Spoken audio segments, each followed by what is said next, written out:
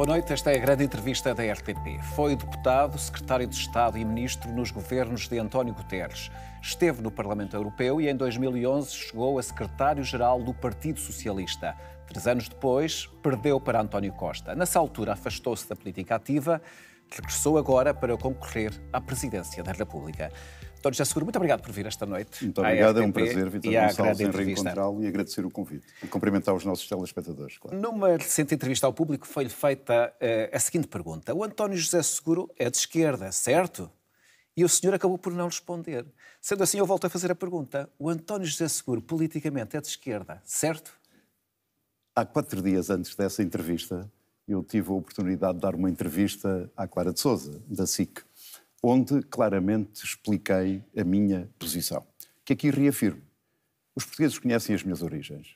Eu estou inscrito no Partido Socialista há muitos anos. O meu espaço ideológico é claro. É o socialismo democrático, a social-democracia. E os valores com os quais me bati toda a minha vida também são muito presentes. Pela liberdade, pela igualdade de oportunidades, pela justiça social, pelo progresso social e de um país de excelência que não deixa absolutamente ninguém para trás. Este é o quadro em que me relaciono. Em relação a essa entrevista, nem sempre nós estamos nos nossos melhores momentos, Vítor. E às vezes há infelicidade nas respostas e, portanto, eu pertenço àquela esquerda moderada, àquela esquerda moderna que se afirma com soluções concretas para os problemas das pessoas. Mas mais importante, onde eu venho, é para onde quero ir. E eu quero ser o presidente de todos os portugueses. Quer ser um presidente agregador. Já lá Esse vamos. é o meu foco. Portanto, porque ficou na dúvida se porque é que o António José Seguro não se assumia de esquerda ou se havia ali alguma reticência em assumir-se de esquerda. Não era isso que estava em causa? Não é isso que estava em causa. Sou um ser humano, Vítor Gonçalves, como o Vítor também é uma pessoa. Temos às vezes mais felicidade nas respostas, menos felicidade e, portanto, aquilo não que há está... dúvida nenhuma que o António José Seguro é um homem de Eu tinha dado esquerda. uma entrevista à SIC 4 dias antes de ter dado essa entrevista a esse jornal. É que essa resposta pareceu que poderia haver ali alguma evolução no seu pensamento. Mas já reparou uma coisa, e as pessoas foram ler o que é que eu respondi nas perguntas que me fizeram na entrevista, ou ficaram só pelo título? É porque se forem ver as respostas que eu dei, e aliás aconselho a ir ver essa entrevista, verificarão claramente que os valores com os quais defendo e me apresento nesta eleição estão lá todos expressos.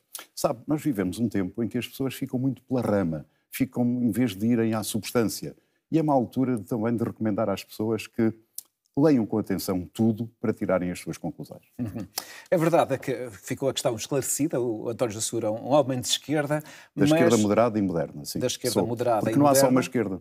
Diga? Não há só uma esquerda. Também há esquerdas conservadoras, há esquerdas fixistas, há esquerdas de dogmas. Eu sou da esquerda que progride, que traz progresso social e que é uma esquerda que valoriza os valores da liberdade, da igualdade de oportunidades, da justiça social e que isso se traduz em respostas concretas para os problemas das pessoas. Quais são hoje os problemas das pessoas? Saúde, por exemplo. Já lá vamos. Só para fechar esta... Mas é que eu gosto muito de me focar nas soluções para os problemas das pessoas. Para fechar este capítulo. A verdade é que o António José Seguro é olhado à direita como sendo de esquerda, mas à esquerda é olhado como sendo não suficientemente de esquerda. Acha que isso é um problema para si? Não, é um problema para as pessoas, porque quem me tenta capturar não vai conseguir. Eu sou um homem livre, sem amarras. Estou aqui assumindo todo o meu passado, mas sobretudo focado no futuro. E, portanto, eu compreendo que algumas pessoas me tentem encaixar, me tentem reproduzir, tentem que eu seja um candidato de uma parte do país contra outra parte do país. Não serei isso. Eu serei um presidente independente, se merecer, como espero, a confiança dos portugueses. Na apresentação da sua candidatura, o senhor disse uma frase que na altura provocou alguma surpresa, quando disse: eu não venho da política tradicional. E na altura a questão que foi colocada foi esta: como é que, tendo tido aquele seu percurso político de deputado, eurodeputado, secretário de Estado, ministro, podia fazer esta afirmação? Posso, porque eu assumo tudo aquilo que eu fiz na política e tudo aquilo que foi o meu contributo para o país. Quando eu quero dizer a política tradicional, é aquela política da intriga, a política do poder, a política dos jogos de bastidores, do diz que diz. Eu isso não gosto e rejeito. Portanto, é isso que eu quero dizer. E, portanto, eu assumo nesta minha presença, nesta minha candidatura, todos esses 20 anos que tive na vida política e que dei contributos ao país e que são motivos de experiência para eu levar para a presidência da República, mas também assumo estes 10 anos últimos, de professor universitário, de pequeno empresário, e que dá também um contributo para o país. É que nós podemos ajudar o nosso país e criar riqueza no nosso país e ensinar as novas gerações, não precisamos estar em cargos políticos. E foi isso que eu demonstrei nestes últimos 10 anos. Do atual grupo de concorrentes às presidenciais, parece-lhe que é aquele que pode reclamar melhor esse estatuto de outsider a Gouveia Melo. E isso pode ser visto como uma vantagem para ele? Bem, o outsider tem a ver com o quê? Com as pessoas não terem dado contributos ativos para a vida do nosso país ao longo dos últimos anos? Ou tem a ver com o quê? Não compreendo. Não, outsider quer dizer aquela pessoa que se afirma como um não político que está a chegar agora à política. Mas quer dizer... sem os vícios da política tradicional, digamos assim. Eu sei que para algumas pessoas a política está completamente, digamos, desvitalizada. Porquê? Precisamente porque essa política dos jogos de poder, das intrigas, da política do poder pelo poder, essa é uma política que afasta as pessoas. Eu não pertenço a esse espaço da política. Eu gosto da política do pé grande. Aquela política que encontra soluções para resolver os problemas das pessoas que não têm acesso a tempo e horas ao Serviço Nacional de Saúde, que não conseguem ter uma habitação. Os seus filhos ficam em casa porque não conseguem pagar uma renda ou comprar uma casa. Essa é que é a política que resolve os problemas das pessoas. E é nessa que eu me concentro e é essa que me interessa. Gostava também de ouvir sobre Marcos Mendes. As últimas sondagens têm indicado uma subida do candidato apoiado pelo PSD. Reconhece que entre Gouveia e Melo e Marcos Mendes o senhor tem um caminho estreito para chegar à segunda volta? Eu compreendo que se tivesse aqui algum dos meus adversários, ele estaria a fazer comentários. Eu não sou comentador. Eu estou aqui como candidato a Presidente da República. E volto-lhe a dizer, estou focado nas soluções para resolver os problemas dos portugueses. Eu considero que trago um conjunto de características pessoais e políticas, de diálogo, de saber escutar, de saber compreender, de ser agregador, de ouvir as partes, e quero contribuir para que exista um espaço institucional onde todos os campos políticos possam ter a sua voz, plural, e que, sobretudo, tenham um foco. Encontrar soluções para resolver os problemas dos portugueses. Veja uma coisa, Vítor Gonçalves. O Presidente da República disse recentemente que deveria haver um pacto para a saúde. Coisa que eu já ando a dizer há meses. Mas não interessa a paternidade. Já reparou que ainda ninguém deu um passo em frente. Nem o Presidente da República convocou os partidos. Nem os partidos se entenderam. Nem o Governo deu um passo em frente. E, no entanto, aquilo que nós temos assistido é que os telejornais, em vez de abrirem com notícias positivas, abrem com notícias sobre a morte de pessoas que não tiveram assistência por parte da saúde no nosso país. Isto é uma coisa intolerável, que me indigna. E, portanto, eu não posso ficar sentado no sofá a ver o que está a acontecer ao meu país. E, pelo contrário, eu serei um Presidente da República exigente, que chamará a atenção em cada momento para o Parlamento, o Governo e os partidos se concentrarem no essencial, que é resolver os problemas das pessoas. Outro exemplo, nós continuamos a ter pensões de miséria. Pessoas que trabalharam durante toda a vida. Isto é intolerável. Nós temos que ter um país de excelência, que crie riqueza, porque só criando riqueza é que nós conseguimos distribuir. Ou outro assunto. Já viu como é que ainda se tratam muitas das vezes as mulheres no nosso país? A desigualdade salarial. Como é que é possível, passado 51 anos, nós tínhamos mulheres e homens a desempenharem as mesmas funções, mas os homens ganham mais por serem homens do que as mulheres por serem mulheres? Isto são coisas indignas e intoleráveis. O Dr. é feminista? Isso é que nos faz... Não, eu sou a favor da dignidade humana. E não considero que devam ser tratadas as mulheres em Portugal da forma como estão, passados 51 anos depois do 25 de Abril. Sabe que há muitas jovens mulheres que vão a uma entrevista de emprego e lhe perguntam: está a pensar em engravidar?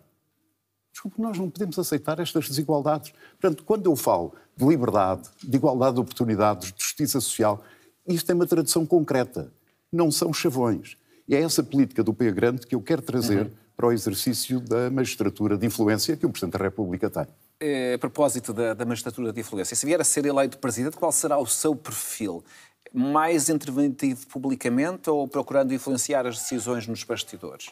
Serei um Presidente que terá menos intervenção pública e tentará consertar e encontrar... Menos, calculo que seja a comparar com o exercício do atual Presidente, é isso? Completamente, quer dizer, ver-me-á menos nos telejornais e ver-me-á mais a trabalhar com os atores políticos, sociais e económicos para encontrarem soluções para resolver os problemas do país.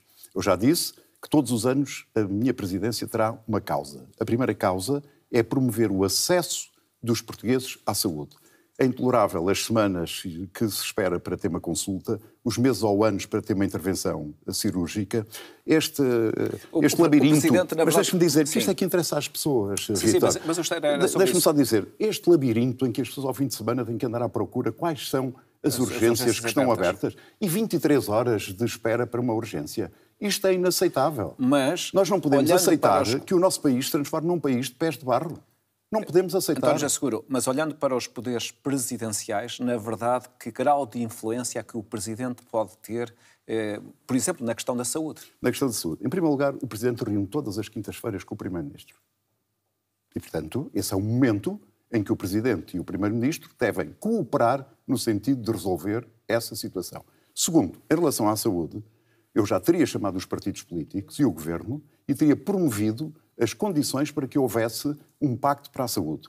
Um pacto que tem que ser um pacto sustentável, tem que ser um pacto duradouro, que ataque não os sintomas, mas os problemas e com um propósito. Promover a saúde, o acesso à saúde por parte dos portugueses. Mas compreendo que as decisões, no final do dia, competem ou poderão ser ou não aceites pelos partidos políticos. O Presidente pode usar a sua palavra, que na verdade tem um peso, mas pode ser concretizada ou não. Não está nas mãos do Presidente essa concretização. Vamos lá ver. Não está nas mãos do Presidente a decisão quanto a esse pacto, mas está na palavra e na ação do Presidente o congregar e o colocar todos os partidos na rota daquilo que é necessário. E qual é essa rota? É encontrar soluções para os problemas do país. Porque quando se fala... Mas as soluções não são únicas. Há partidos políticos que têm soluções diversas. Para a ideia de que há um pacto que é possível unir toda a gente em função de uma ideia, tem os seus limites, não é? Vamos ver. Os limites aqui são os limites que os portugueses não podem ter no acesso à saúde. Esse é que nós temos que remover. Conhece algum partido em Portugal que seja contra o Serviço Nacional de Saúde? Eu não conheço. Então não é possível porem-se todos de acordo para encontrar uma solução. Esse pacto não é para ter soluções só daqui a 5 anos ou a 10 anos. É para ter um conjunto de soluções, algumas de emergência imediata e outras, naturalmente, para resolver os problemas que, neste momento, são problemas estruturais. Nós temos um exemplo. Nós temos médicos acima do rácio médio de médicos por 1000 habitantes na União Europeia. Mas eles não estão todos no Serviço Nacional de Saúde. Nem estão distribuídos nacionalmente de uma forma uniforme. Temos isso. Portanto, temos aí um problema de organização e de gestão, mas também da capacidade de atrair esses médicos para o Serviço Nacional de Saúde. É difícil pôr os partidos de acordo sobre isto? Eu considero que não é difícil. Portanto, o meu papel, quando eu digo que quero ser um presidente exigente, é num sentido de chamar a atenção para que os partidos resolvam os problemas das pessoas. Porquê? Porque as ameaças à democracia vêm de muitos campos, dos extremismos, mas também vêm de a política não responder concretamente aos problemas das pessoas. Se a política responder concretamente aos problemas das pessoas, as pessoas ficam satisfeitas com a própria democracia. António José Seguro, levaria essa sua iniciativa, já falou há pouco dos encontros semanais com o Primeiro-Ministro em Belém. Por exemplo, se o senhor fosse Presidente, hoje pediria ao Primeiro-Ministro a demissão da atual Ministra da Saúde? Está a ver aqui um exemplo. As pessoas concentram-se muito nas demissões e não demissões. Eu deixo isso para os políticos, do sentido dos partidos. Portanto, como Presidente nunca faria isso, é isso? Não, eu concentro-me nas soluções. E há coisas que se dizem em público e outras se dizem em privado. Eu tenho Portanto, uma publicamente consciência... o senhor nunca pediria a demissão do Ministro? Não pode dizer eu nunca faria. Eu tenho uma consciência daquilo que deve ser o exercício da função de Presidente da República, quer em termos públicos, quer em termos privados. Eu não quero banalizar a minha palavra. A palavra do Presidente da República tem que ter consequência, tem que valer. Quando o Presidente fala, o país deve escutar. Por isso, eu entendo que devo falar menos vezes e devo falar no momento certo e no local certo. Essa palavra tanto pode ser utilizada em público como em privado. Mas nunca deixarei nada por dizer. Mas houve já momentos em que diferentes presidentes influenciaram a demissão de ministros. Neste caso concreto, da atual situação que envolve a saúde, o senhor acha que se fosse Presidente, tomaria alguma iniciativa para que conduzisse à demissão da Ministra ou não? Eu já lhe disse que essa é uma questão que eu deixo para os partidos políticos, se a demissão ou não demissão da Ministra. Enquanto Presidente da República? Enquanto Presidente da República, caso o meu foco, viesse a ser eleito. Enquanto Presidente da República, o meu foco é encontrar soluções e promover as soluções para resolver os problemas das pessoas. Porque, vamos lá ver, o que é que as pessoas querem, que nos estão a ouvir lá em casa? querem ter um médico a tempo e horas. Eu vim agora de uma semana que tive com portugueses que vivem fora, na Suíça, em Paris, em Bruxelas. E as pessoas, quando precisam de um médico, no espaço de 2 dias, 3 dias, têm um médico. Isso não é possível em Portugal. Porquê? O que é que nos falta para fazer isso? Na minha opinião, falta coragem política e falta prioridade. Pode faltar dinheiro para muita coisa, mas não pode faltar para a saúde dos portugueses. Como é que avalia, no geral, e até agora, a governação do atual governo de Luís Montenegro? Está-me a pedir que eu faça um comentário. Estou. Esse não é o papel de um candidato a Presidente da República. Não? Eu sei que alguns podem fazer isso. Eu não farei. Mas então vou-lhe colocar 2 temas que têm também a ver com o exercício do governo. 2 temas, a imigração e a defesa. Sobre a imigração, o senhor concorda ou discorda da ideia de que durante os governos de António Costa houve um descontrole nas entradas que agora está a ser travado, ou pelo contrário entende que as novas regras, as regras que estão a ser implementadas no âmbito da imigração são demasiado rígidas e mesmo desnecessárias? Qual é a sua opinião sobre esse tema? O que eu lhe vou dizer é uma coisa muito clara. Eu não faço comentários, muito menos sobre o passado. Mas isto não é um comentário. Mas eu vou responder à sua pergunta. Isto é um tema, não é? Não deixarei... Sim, sobre o tema eu pronuncio-me. E sobre o tema é muito simples. Nós precisamos de imigrantes para ajudar ao desenvolvimento da nossa economia. Mas essa imigração tem que ser organizada, tem que ser controlada. Este é o meu princípio. Segundo, nessa organização há diferentes fases. Como é que se entra, quem é que entra e como é que se faz o acolhimento e como é que se faz a integração. Eu estive, como lhe disse, esta semana em contacto com portugueses que vivem fora, ou seja, imigrantes nesses países. E vi como essa integração foi possível.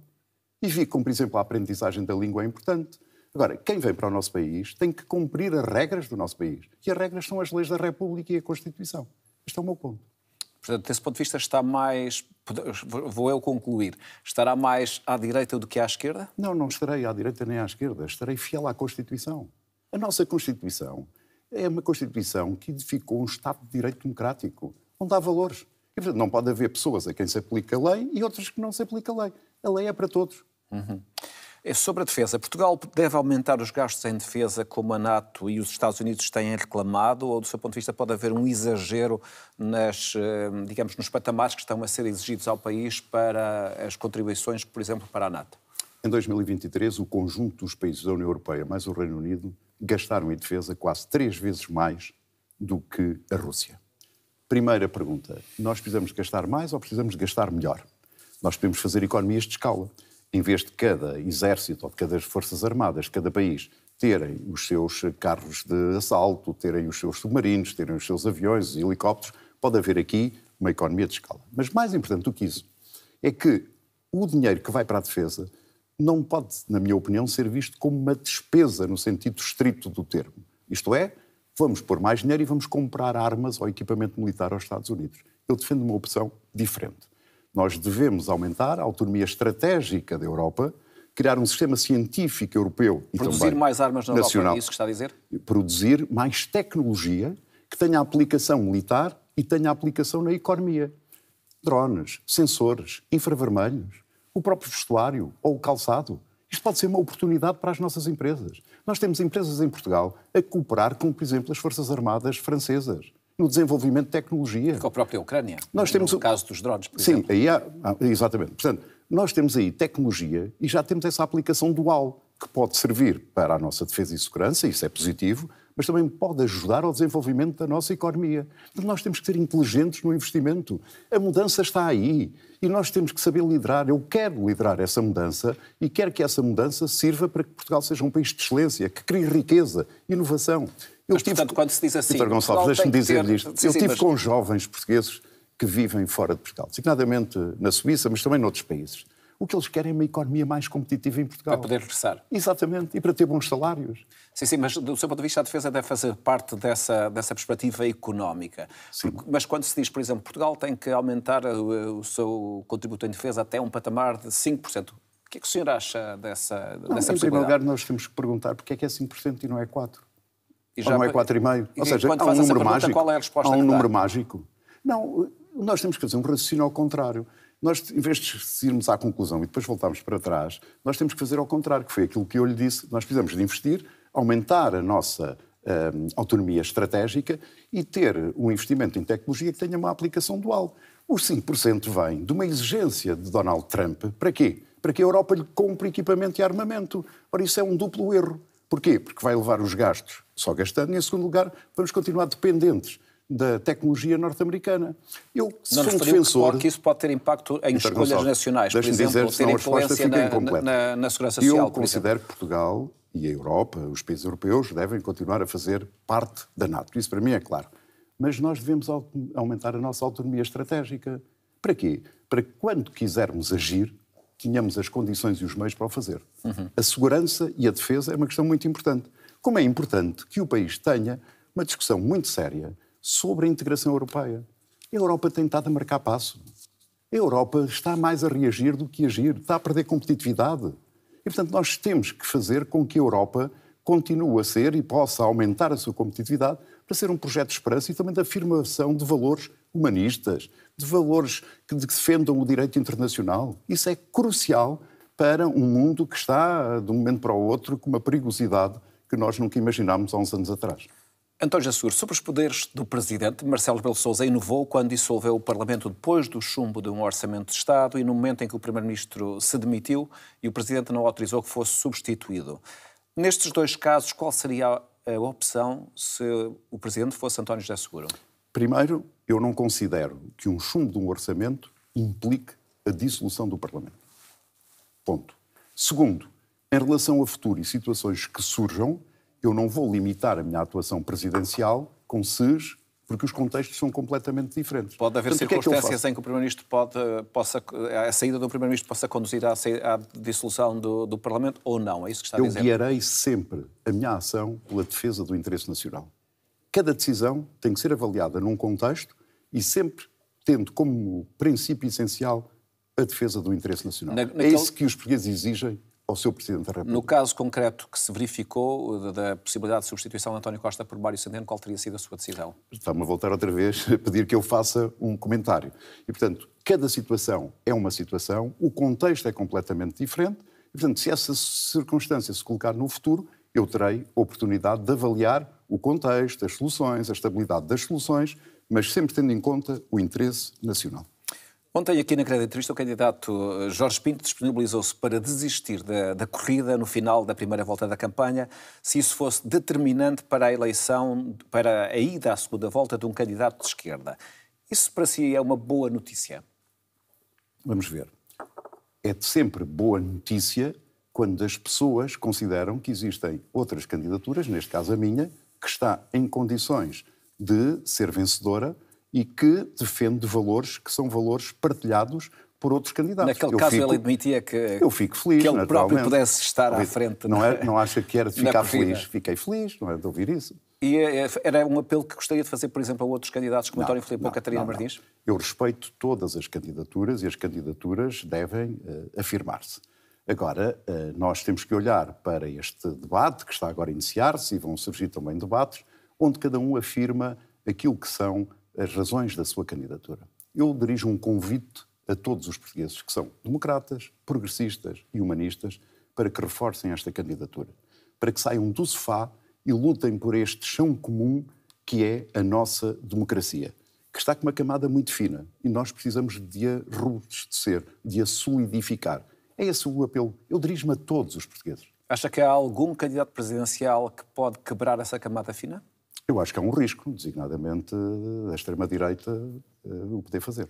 E acha que vê como possível que André Ventura possa ir à segunda volta? Bem, eu farei todos os possíveis para eu passar à segunda volta. E estarei em condições, se os portugueses me derem essa confiança, essa força e essa energia, para disputar a segunda volta com qualquer candidato. No lançamento da sua candidatura, em junho passado, o senhor disse que se afastou da política quando podia dividir e que voltava agora para unir. Reconhece que falhou, em certa medida, nesse objetivo e, na verdade, o seu nome continua a dividir o Partido Socialista? Não, eu considero que os apoios que eu tenho reunido durante esta caminhada são apoios de gente do Partido Socialista, mas também de muitas pessoas que vêm à esquerda e à direita, se quiser, o grafismo, enfim... Na política tradicional e que estão nesta candidatura. E, portanto, esta candidatura tem uma natureza, tem uma gênese. Ela nasceu de baixo para cima. Não nasceu de uma combinata com qualquer partido político. Eu não negociei com ninguém. Eu senti uma convicção que podia ser útil e devia ser útil ao meu país. Sei qual é o meu combate, pelos valores que defendo, da liberdade, da igualdade, da justiça social e do progresso e da excelência e da criação de riqueza, que é fundamental. Mas, na verdade, António é isso que eu me dirijo aos portugueses. Eu percebo que foi de personalidades do PS que vieram as maiores críticas à sua candidatura. E eu pergunto-lhe se há uma fatalidade socialista que impede o Partido Socialista de se unir em eleições presidenciais. Bem, isso tem que perguntar ao Partido Socialista. Eu estou aqui como não, estou a perguntar assim, o senhor estou conhece a história do Partido Socialista e sabe que o Partido Socialista não conseguiu eleger um presidente há 20 anos, Eu estou aqui como um candidato que se apresentou e que o Partido Socialista, na altura que considerou, veio declarar o seu apoio. E eu sinto-me honrado por esse apoio. Sinto-me honrado. Mas a natureza da minha candidatura foi afirmada no dia 15 de junho, quando eu avancei sozinho e apresentei aquilo que são os vetores estratégicos e a afirmação dos meus valores como candidato presidencial. Eu considero que o país precisa, no sistema de governo que tem, de um presidente independente, de um presidente agregador, de um presidente exigente. E serei esse presidente. Eu não serei um presidente que será uma espécie de primeiro-ministro de sombra em Belém. O presidente deve cooperar com o primeiro-ministro que está. Gosta ou não gosta. Em segundo lugar, eu não serei o presidente de uma parte do país contra outra parte. Ou muito menos o presidente de um partido. Não, os valores constitucionais que estão na nossa República fazem do presidente um árbitro, um agregador, um mobilizador, sobretudo em procurar soluções para resolver os problemas dos portugueses. Mas eu vou insistir um pouco nesta questão, mas como é que o senhor interpreta o facto de que parece ser no Partido Socialista que tem alguns dos seus piores adversários? Eu não interpreto os factos. Eu estou numa campanha para dar não vale aos portugueses... Não vale a pena recordar a frase que não, dar aos portugueses... Mas toda a gente, as pessoas são livres. Nós vivemos num país livre. E os portugueses, no final, em função daquilo que é a expressão de todos, e em particular dos candidatos que se apresentam, decidem. Se os portugueses quiserem um presidente agregador, um presidente de confiança, um presidente íntegro e um presidente mobilizador, com o foco nas soluções para resolver os problemas dos portugueses, têm em mim essa opção. Se me escolherem, eu ficarei grato, porque servir o país na Presidência da República é uma honra enorme, é um privilégio enorme. E eu quero, nesses 5 anos, sair com um país melhor, mais coeso e mais unido. É isso que me interessa. Mas não tem alguma mágoa de haver essas diferenças em relação a si no Partido Socialista? Eu não tenho mágoas absolutamente nenhuma. Sabe porquê, Vítor? Porque eu sou uma pessoa de bem com a vida. Sou uma pessoa tranquila. Eu venho para ajudar o meu país. Isto não é sobre mim. É sobre Portugal. É sobre o nosso futuro. É a esperança que nós temos que dar às pessoas. Eu gostava de lhe colocar mais algumas questões. O António José Seguro foi dos poucos socialistas a distanciarem-se do exercício de poder de José Sócrates, numa altura em que ele era ainda visto como um menino de ouro do Partido Socialista, que foi, aliás, o título de um livro publicado sobre ele. Olhando para aquilo que hoje se sabe sobre José Sócrates, o senhor não acha estranho que a sua voz tenha sido relativamente isolada naquele momento? Eu falo por mim. E todo o meu passado fala por mim. É por isso que eu me apresento como um candidato transparente, sem amarras, sem interesses e livre. E na altura, porquê é que acha que ficou sozinho ou relativamente sozinho nessa questão? A mim interessa-me o futuro. Os portugueses sabem o meu percurso. Sou dos políticos mais transparentes na sociedade portuguesa. Sabem ao que venho e sabem que quero ser útil ao meu país. Tenho uma força e um desejo enorme de que este país mude para melhor. Há coisas boas que devem manter-se, mas há outras que precisam de mudar. Eu estou aqui para ajudar. E como é que se tem seguido as peripécias do julgamento do antigo Primeiro-Ministro? Bem, isso é em termos públicos que essas coisas acontecem. E para mim há um princípio muito simples. Como eu estou aqui como candidato a Presidente da República, que é a lei aplica-se para todos. Quando o Partido Socialista finalmente decidiu apoiá-lo, e foi uma espera longa, José Luís Carneiro disse esta frase: "Este apoio a António José Seguro em nada poderá colocar em causa a liberdade dos dirigentes e dos militantes que sempre tiveram e continuarão a ter o respeito da parte de quem dirige o Partido Socialista pela sua liberdade de opção." No fundo, o que pareceu é que José Luís Carneiro estava a dizer: ok, o Partido Socialista apoia António José Seguro, mas os dirigentes podem votar em quem quiserem. Esta insistência de que os socialistas podem votar em quem quiserem não revela ou não pode ser interpretada como alguma falta de convicção do Partido Socialista na sua candidatura? Olha, eu ouvi as palavras que o Dr. José Luís Carneiro aqui disse, presumo que nesta mesa, a semana passada, e fiquei muito honrado com essas palavras. Foram palavras de apoio, de estímulo entusiasta. Portanto, estou bem. Eu quero dizer, eu estou muito bem com a minha candidatura, com os apoios que tenho. Vai haver apoios surpreendentes e, portanto, este é um caminho que está a ser feito. E estou muito convicto de que no dia 18 de janeiro vai haver uma boa votação neste candidato que tem à sua frente. Esses apoios vão ser revelados nos próximos dias e virão de vários quadrantes da vida política? Temos, claro, nós temos 2 meses, não é? Ou 2 meses e meio, faltam às eleições, ou 2 meses e uma semana, e teremos essa oportunidade. E depois os portugueses conhecem. Eu nasci no interior de Portugal. O interior que neste momento está abandonado. Eu vim para unir. Quando eu digo unir, não é só os portugueses de diferentes ideologias. Também são os do interior e do litoral. Os que trabalham fora de Portugal e os que trabalham dentro de Portugal. Aqueles que têm mais posse e aqueles que têm menos posses. Nós estamos a perder o sentido do todo. Há uma nova urgência. Nós precisamos nos voltar a unir como povo. Porque divididos vamos fracassar.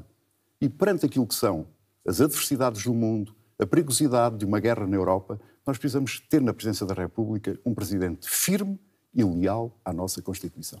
Mas, olhando para o país, há pouco fez questão de referir que, enquanto presidente, irá ser um presidente de causas e cada ano, segundo percebi, terá uma causa. Acha que, neste momento, a questão fundamental em Portugal é a questão da saúde? É. E é por isso que elegeu a saúde como a causa inicial do seu mandato, caso venha a ser eleito Presidente da República? Considero. E quais são os outros problemas fundamentais que, do seu ponto de vista, atravessam? Eu posso dizer o segundo ano. Enfim, não vou revelar mais, porque depende também das circunstâncias. Mas do segundo ano, exatamente. Não, e as coisas podem se alterar e eu prezo muita palavra. Prezo muita palavra e a coerência. O segundo vai ser dedicado às questões demográficas. O país está a envelhecer. Isso traz-nos enormes problemas. Obviamente traz uma vantagem, a esperança de vida aumenta, os portugueses vivem mais anos, mas comparadamente com outros países da Europa, têm menos qualidade de vida. Depois, nós temos um problema em que nascem cada vez menos bebés e uma parte dos jovens portugueses vão trabalhar para fora de Portugal. O que é um paradoxo. As famílias e o Estado fazem um esforço enorme na formação desses jovens e eles vão servir outras economias. Ora, nós temos que encontrar razões e dar oportunidades a esses jovens para regressar. E, portanto, essa discussão sobre aumentar a nossa natalidade, trazer de novo os jovens para Portugal, ter um envelhecimento ativo e com qualidade, são questões estruturantes que não têm um efeito no dia seguinte, mas que têm um efeito naquilo que para mim é essencial, a coesão social do nosso país e que as pessoas tenham melhor qualidade de vida. Mas, de novo, todas essas questões, António José Seguro, não são questões fundamentalmente de governação e de decisões que podem ser tomadas no Governo e no Parlamento e menos na Presidência da República. O senhor está a candidatar-se para o local certo ou para o local errado? São questões do país. E sendo questões do país, o Presidente da República não pode virar-lhe as costas. Bem pelo contrário. São urgências. O papel do Presidente da República é chamar a atenção de quem tem as competências institucionais para resolver, que o deve fazer. E não vai dispensar nenhum partido de dar esse contributo, nem de outros setores da sociedade. O país não se pode resumir só à política partidária e ao Parlamento e ao Governo. Na economia, na cultura, na ciência, em diferentes setores, em termos sociais, nós temos contributos. Abundam soluções, abundam relatórios. O que nós temos que ter é coragem política, temos que ter um desígnio, temos que ter um caminho, temos que ter liderança para que os problemas possam ser resolvidos. Não vão ser resolvidos todos de um dia para o outro, mas temos que parar de fingir. E, sobretudo, temos que erradicar as causas dos problemas. E aquilo que eu sinto, quando muitas vezes olho para o que tem acontecido no nosso país, é que tem havido uma preocupação em atacar os sintomas e não erradicar as causas. Neste momento, qual é o seu grau de convicção de que pode passar à segunda volta e de que pode mesmo ganhar? Total. Total? Total. Com base? Com base nos contactos que tenho tido com os portugueses, na simpatia que têm manifestado, no apoio que têm demonstrado e, sobretudo, no reconhecimento de que há uma linha de coerência. Eu sou igual ao que era há 20 anos ou há 30 anos. E essa coerência, estou convencido, que vai ser importante para criar uma relação de confiança entre mim e os portugueses e, sobretudo, que essa relação de confiança sirva para ajudar a encontrar as soluções para resolver os problemas que aqui temos falado. Caso isso não aconteça, António José Seguro, que é um cenário também possível, o que é que o senhor vai fazer? Vai voltar à sua vida dos últimos 10 anos ou vai procurar regressar à política ativa? Sem presunção nenhuma e com toda a humildade, porque sabe que sou uma pessoa muito, muito humilde, eu acho que depois do dia das eleições vai convidar para vir à RTP como Presidente da República. Então, já seguro, muito obrigado por Foi um ter prazer. vindo esta noite Obrigado. à grande entrevista. Eu voltarei amanhã com um outro candidato presidencial. Amanhã irei entrevistar António Filipe, o candidato apoiado pelo Partido Comunista Português. A todos, muito obrigado e boa noite.